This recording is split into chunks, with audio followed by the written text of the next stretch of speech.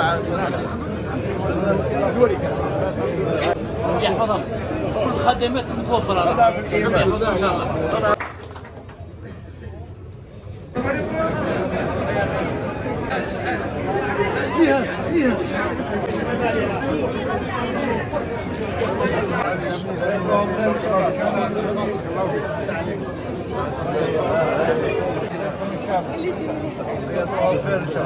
ان شاء الله العام الجاي يا ربي يكون بين الاخوه. اذا هي مرافقه ومواكبه وتوديع حجاجنا الميامين في اول رحله متجهه الى البقاع المقدسه اصبحت سنه في الجزائر.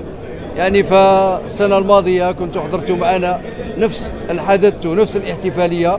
هذه السنه يعني تعود وبسرعه. نلتقي اليوم كذلك مع يعني وجوه جديده من ابناء الولايات الغربيه، وهران، مستغالم، غليزان، معسكر، وكذلك سعيده، يعني متوجهين الى البقاع المقدسه.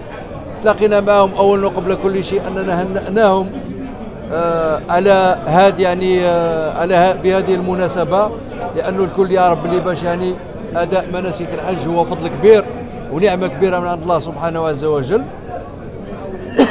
فهنأناهم يعني اداء بتوجههم لاداء مناسك الحج.